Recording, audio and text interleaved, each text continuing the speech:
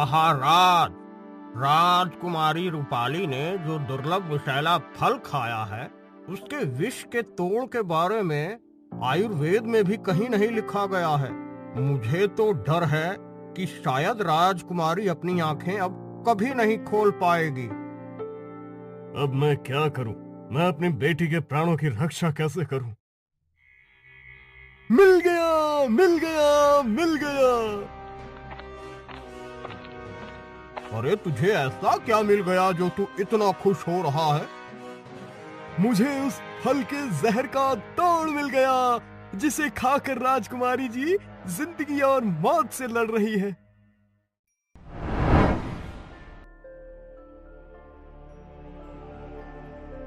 ये सुनहरा अमरूद ही राजकुमारी जी को नई जिंदगी दे सकता है, लेकिन ये कहाँ मिलेगा इसकी कोई जानकारी नहीं है। अगर सुनहरा अमरूद मेरी बेटी को नया जीवन दे सकता है तो मैं उसे ढूंढने के लिए आकाश पाताल एक कर दूंगा। महाराज, आपको जो भी करना है शीघ्र कीजिए, क्योंकि जिस गति से राजकुमारी जी पर उस जहरीले फल का जहर असर कर रहा है, उस हिसाब से उनके पास केवल 15 दिनों का समय और बचा है। आज अमावस की रात है, इसका मतलब आने वाली पूर्णिमा की रात या तो राजकुमारी जी की आखिरी रात होगी या उनके जीवन का चांद निकलेगा। अपनी बेटी का जीवन बचाने के लिए अगर मुझे किसी राज्य पर आक्रमण करके उसे तबाह भी करना पड़े तो वो करने से भी मैं पीछे नहीं हटूंगा। आखिर मैं इतने शक्तिशाली राज्य का राजा जो हूँ। भला ये कैसा अमरूद है? मैंने ऐसा अमरूद तो पहली बार देखा है। पिताजी को इसके बारे में बताना होगा। पिताजी अभी यहीं थे, कहाँ चले गए?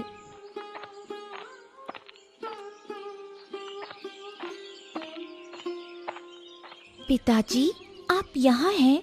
मैं कब से आपको ढूंढ रही हूँ। क्या हुआ पुत्री? मुझे ढूंढने की कोई खास वजह है क्या?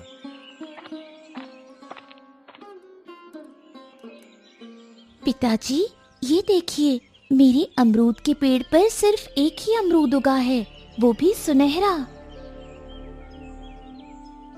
भला ऐसा कैसे हो सकता है? मैं जानता हूँ कि ऐसा कैसे हुआ है। इसका मतलब है कि हमारे दादा परदादा जो कहा करते थे वो बात सत्य थी। कौन सी बात महाराज?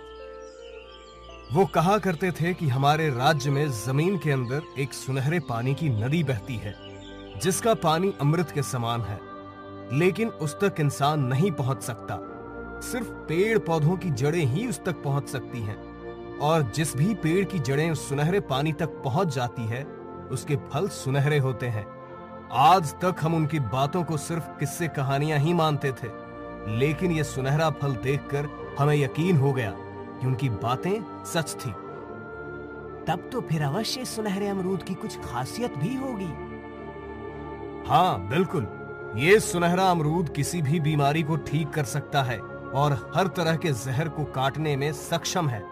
लेकिन पुत्री, तुम राजमहल वापस जाओ, मैं मंत्री जी से उद्यान के बारे में कुछ बात करके आता हूँ। सुनहरे अमरूद को सिर्फ वही खा सकता है जो इसे पहली बार देखता है। अगर इसे उसके अलावा कोई और खाता है तो इसे पहली बार देखने वाले की आधी उम्र उसके पास चली जाती है। ये तो बहुत बड़ी समस्या हो गई महाराज। हमारे सामने इससे भी बड़ी समस्या खड़ी हो गई है। कौन सी समस्या महाराज? नव्या ने सबसे पहले सुनहरे अमरूद को देखा है, तो अगर पकने से पहले सुनहरे अमरूद को तोड़ा गया या पेड़ को काटा गया तो उसी वक्त नव्या की मौत हो जाएगी। लेकिन मेरी समझ में ये नहीं आ रहा है कि पता कैसे चलेगा कि सुनहरा अमरूद पक चुका है या नहीं। आज अमावस्या है ना मंत्री जी? जी महाराज। तो फिर यह सुनहरा अमरूद आज से ठीक 15 दिन बाद, जब पूर्णिमा का चांद आसमान में ठीक अमरूद के पेड़ के ऊपर आएगा, तब सुनहरा अमरूद पूरी तरह पक जाएगा।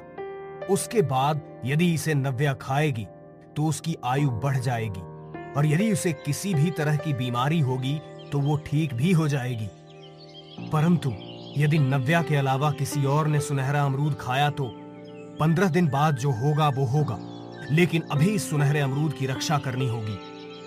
मंत्री जी, सेनापति से कहकर दिन रात इस अमरूद की सुरक्षा करने का बंदोबस्त कीजिए। जो आपकी आज्ञा महाराज। तुम बहुत शीघ्र ठीक हो जाओगी। मैंने सैनिकों को सुनहरे अमरूद की तलाश में इस राज्य में ही नहीं बल्कि दूसरे राज्यों में भी भेज दिया है।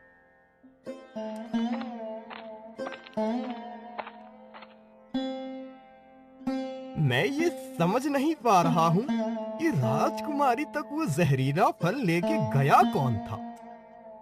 वही तो मैं सोच रही हूँ मंत्री जी, आखिर वो कौन है जो रूपाली को मारना चाहता है? वो वही है जिसे राजकुमारी जी की मौत से फायदा होगा। भला रूपाली की मौत से किसे फायदा हो सकता है? रूपाली की मौत से नहीं महाराज, राजकुमारी की मौत से। आप कहना क्या चाहते हो मंत्री जी? मैं कुछ समझा नहीं। मैं ये कहना चाहता हूँ कि हमें इस बात पर गहराई से विचार करना होगा कि रूपाली नहीं बल्कि राजकुमारी की मौत से किसे सबसे अधिक फायदा होगा। राजकुमारी और रूपाली दोनों एक ही तो हैं। आप क्या बेतुकी बातें कर रहे हैं मंत्री जी? मेरी तो कुछ समझ में नहीं आ रहा। और भला राजकुमारी की मौत से किसी का क्या फायदा होगा? महारानी, अगर आपकी पुत्री रूपाली इस राज्य की राजकुमारी है, इसका मतलब वो इस राज्य की उत्तराधिकारी भी है। परंतु यदि किसी कारणवश वो इस राज्य की उत्तराधिकारी ना रहे, तो फिर महाराज के बाद इस राज्य का उत्तराधिकारी कौन बनेगा? जिस किसी ने भी राजकुमारी को जहरीला फल खिलाकर मारने की कोशिश की है, वो आपकी पुत्री रूपाली को नहीं बल्कि राजकुमारी को मारना चाहता है, ताकि कोई भी इस राज्य का उत्तराधिकारी ना रहे और वो इस बात का फायदा उठा सके। अब मैं आपकी बात अच्छी तरह समझ गया मंत्री जी। तब तो अब हमें शीघ्र से शीघ्र उस व्यक्ति का पता लगाना होगा, लेकिन कैसे? आप चिंता ना करिए, मैं उस राजद्रोही को पकड़ने का कोई न कोई उपाय ढूंढ लूंगा। चोर चोर चोर! मेरे होते हुए तू महाराज का अमरूद नहीं चुरा सकता। यहाँ कोई चोर नहीं है, मैं हूँ। तू यहाँ अमरूद की रखवाली करने आया है या फिर सोने आया है? अगर महाराज को पता चला कि तू सो रहा था तो फिर तेरी खैर नहीं। ना जाने इस अमरूद में ऐसा क्या है जो महाराज ने इसकी सुरक्षा के इतने कड़े इंतजाम करवाए हैं। इस अमरूद पर इस राज्य का भविष्य टिका हुआ है, तो अब तुम स्वयं सोच लो कि ये कितना खास होगा। तुम्हें इस बात का ध्यान रखना है कि कोई भी इस अमरूद को तोड़ ना सके। जो आपकी आज्ञा मंत्री जी।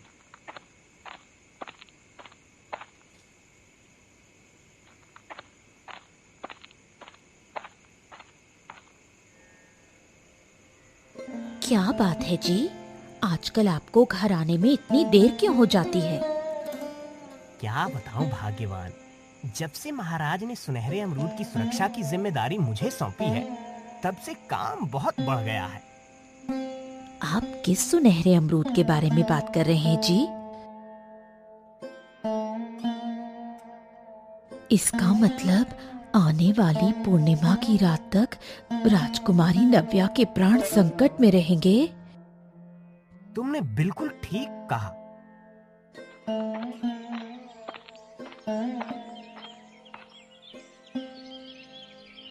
बहुत दिनों बाद दिखाई दी है। शालू बेटी, घर में सब कैसे हैं? सब कुशल मंगल तो है ना? हाँ अम्मा, घर में सब कुशल मंगल है। तुम बताओ, तुम्हारी तबीयत कैसी है?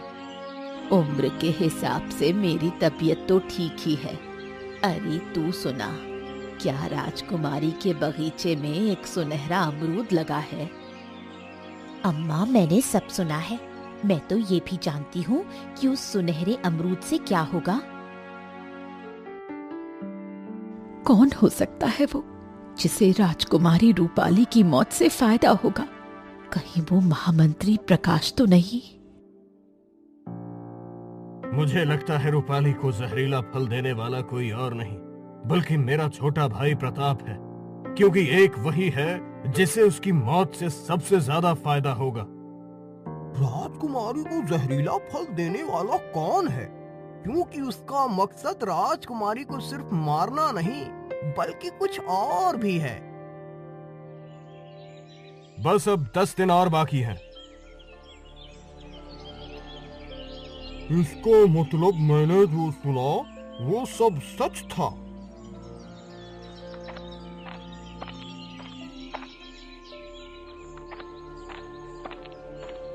तो इतने दिनों बाद यहाँ आया है तो जरूर कोई अच्छी खबर ही लाया होगा। तुमने बिल्कुल ठीक कहा। मैं जो खबर लाया हूँ उसे सुनकर तुम खुशी से उछल पड़ोगी। तो फिर जल्दी बता, देर मत कर। तुम इतने सालों से जिस फल को ढूंढ रही हो वो फल राजकुमारी नव्या के बगीचे में लगा है। तो फिर तू उसे तोड़कर मेरे पास क्यों नहीं लाया?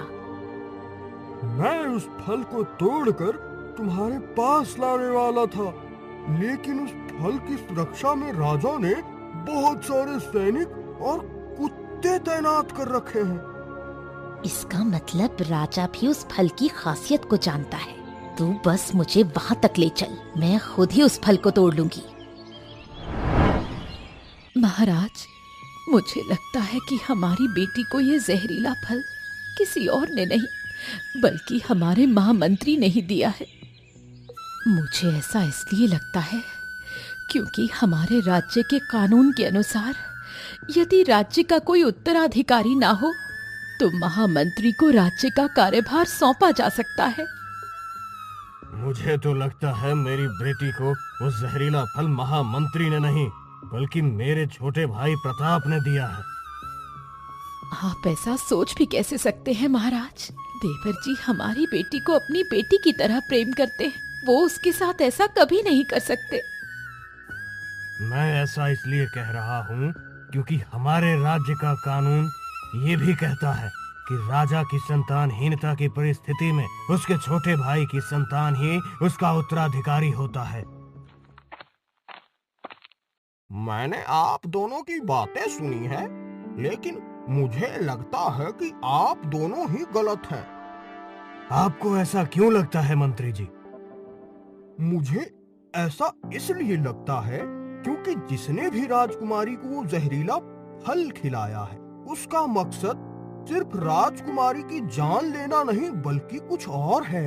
क्योंकि अगर उसे राजकुमारी को सिर्फ जान से मारना होता तो उन्हें ऐसा जहरीला फल नहीं खिलाता जो कि धीरे असर करता है, बल्कि कोई ऐसा जहर खिलाता जिससे राजकुमारी जी की सांसें शीघ्र से शीघ्र थम जाती। आपकी बातों ने तो रहस्य और गहरा कर दिया मंत्री जी। आपने जो कहा उस बारे में मैंने सोचा ही नहीं, लेकिन फिर भी मैं महामंत्री और अपने भाई पर नजर रखूंगा। आपको जो भी करना है जल्दी कीजिए क्योंकि अब सिर्फ 5 दिन बचे हैं।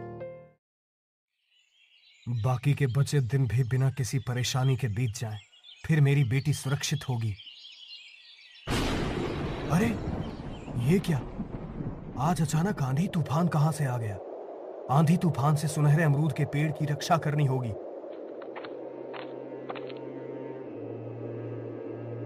सैनिकों, पेड़ को मजबूती से पकड़े रखो।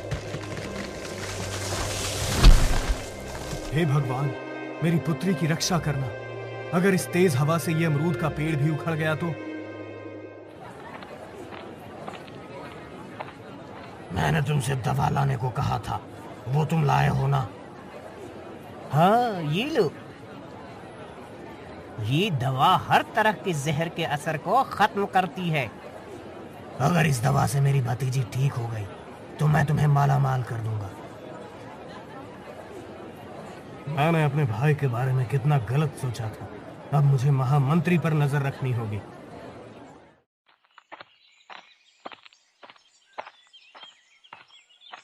महाराज, अब सिर्फ 3 दिन और बचे हैं, लेकिन अब तक न सुनहरे अमरूद की कोई जानकारी मिली है न कुछ पता। ना जाने अब क्या होगा। महाराज, हमारे सैनिकों ने सुनहरे अमरूद के बारे में पता कर लिया है। तो फिर जल्दी बता, वो कहाँ है? वो हमारे पड़ोसी राज्य के राजा हितेश की बेटी के बगीचे में लगा है। हमारे सैनिकों ने राजा हितेश के राज्य के लोगों को उस सुनहरे अमरूद के बारे में बातें करते हुए सुना है। मंत्री जी, अभी राजा हितेश के पास जाओ और उनसे सुनहरा अमरूद मांग कर ले आओ। और अगर वो इनकार कर दें तो उनसे कहना कि युद्ध के लिए तैयार रहें।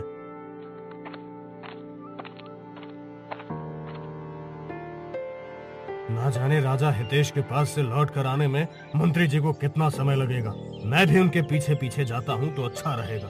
सेना लेकर आप भी मेरे साथ चलो सेनापति जी। जैसी आपकी आज्ञा महाराज। यही है वो जगह जहाँ वो सुनहरा अमरूद लगा है। अब तुम सोचो कि इतनी कड़ी सुरक्षा को भेद के सुनहरा अमरूद कैसे हासिल करना है।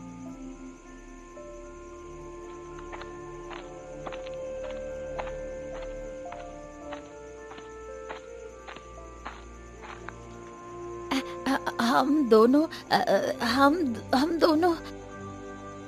तूने मुझसे कहा था ना कि सुनहरा अमरूद कैसे हासिल करना है वो मैं सोचूं। हाँ, मैंने कहा था। वो मैंने सोच लिया है। कैसे? ऐसे। मुझे तो ये पता ही नहीं था कि तुम रूप भी बदल सकती हो। तुझे क्या लगता था मैं कोई मामूली डायन हूँ? मैंने अपनी इसी शक्ति का इस्तेमाल करके राजा धवल का भी रूप बनाया था। मैं इससे भी बहुत ज्यादा कर सकती थी, लेकिन समय के साथ मेरी शक्तियाँ कमजोर हो रही हैं, जिन्हें वापस पाने के लिए मुझे सुनहरे अमरूद की जरूरत है। मुझे क्या करना है? तुम्हारे पास कोई भी शक्ति हो, मुझे तो बस तुम्हारे दिए हुए सोने से मतलब है। तू यहीं रुक, मैं अभी आती हूँ।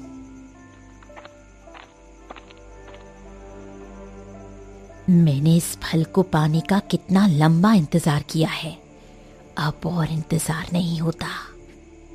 तुम सब महाराज पर क्यों भाग रहे हो? सैनिकों, मुझे सुनहरा अमरूद तोड़ कर दो। मैंने पहले जो भी कहा था वो भूल जाओ, और जो अभी कहा वो करो, नहीं तो ठहरो, ऐसा मत करो। ये हमारे सामने दो महाराज कैसे आ गए?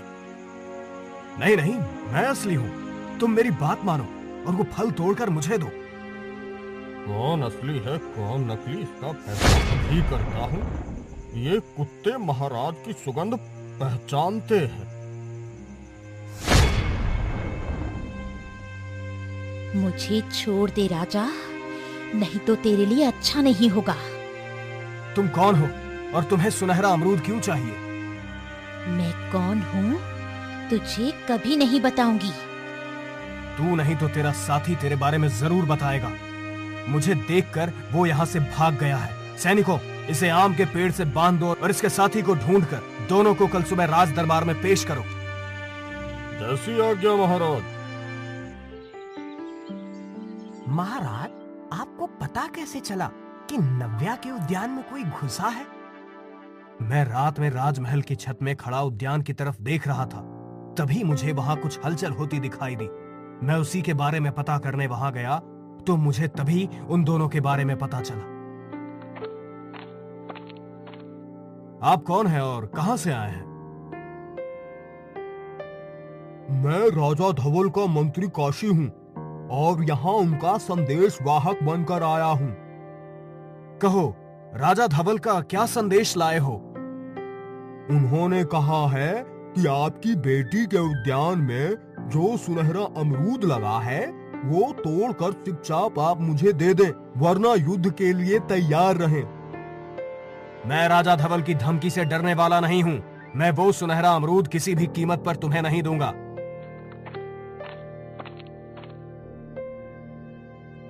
महाराज, हमने इन दोनों को पकड़ लिया है। अब बताओ तुम कौन हो, नहीं तो तुम दोनों को देशद्रोह के इल्जाम में आजीवन कारावास की सजा दूंगा।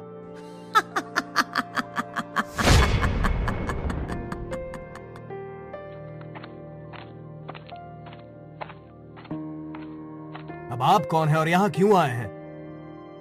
मैं हूँ राजा धवल और ये मेरे ही मंत्री हैं। अच्छा, तो वो आप हैं जिन्हें सुनहरा अमरूद चाहिए। इतने सारे लोग सुनहरे अमरूद के पीछे पड़े हैं। भला आप सबको सुनहरा अमरूद क्यों चाहिए? अब तुम दोनों भी बता दो, नहीं तो आजीवन कारावास में रहना पड़ेगा। महाराज, ये एक डायन है। इसे अपनी खोई शक्तियां वापस लाने के लिए वो सुनहरा अमरूद चाहिए। मैंने सब सच बता दिया। मुझे कारावास में मत डालना। इस डायन को तो मैं सुनहरा अमरूद किसी भी कीमत में नहीं लेने दूंगा। आप भी मुझे क्षमा करना, मैं वो आपको भी नहीं दे सकता। ये जानते हुए कि उस अमरूद से मेरी पुत्री की जान बच सकती है, उसके बावजूद आप उसे देने से मना कर रहे हैं। अब आप युद्ध के लिए तैयार रहिए।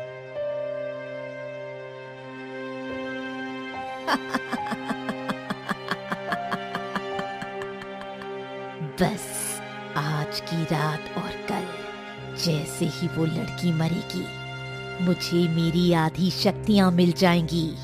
उसके बाद तू खुद मुझे वो सुनहरा अमरूद लाकर दे देगा। तुम क्या कह रही हो? तुझे क्या लगता है तेरी बेटी को वो जहरीला फल खाने को किसने दिया था? मैं कमजोर हो चुकी थी। अपनी शक्तियां वापस पाने के लिए मुझे ऐसा करना पड़ा। जैसे जैसे तेरी बेटी मौत के मुंह में जा रही है, वैसे वैसे मेरी शक्तियां बढ़ रही हैं। उसके मरते ही मेरी शक्तियां वापस लौट आएंगी। उसके बाद मैं तुम दोनों के राज्य को तबाह कर दूंगी। लेकिन तुमने मेरी पुत्री को ही वो जहरीला फल क्यों खिलाया? क्योंकि तेरी बेटी पूर्णिमा की रात को जन्मी थी, इसलिए। पिताजी, अगर ऐसी बात है तो सुनहरा अमरूद रूपाली को खिला दीजिए। अगर मेरी आधी जिंदगी से हमारा राज्य और रूपाली की जिंदगी बच सकती है तो मैं अपनी आधी जिंदगी देने के लिए तैयार हूँ। मुझे नहीं पता था कि मेरी पुत्री बड़ी हो चुकी है। अगर तुम ऐसा चाहती हो तो फिर पूर्णिमा की रात को जब सुनहरा अमरूद पक जाएगा तब मैं उसे राजा धवल को सौंप दूंगा। नहीं, तू ऐसा नहीं कर सकता। अगर तूने ऐसा किया तो मैं मर जाऊंगी।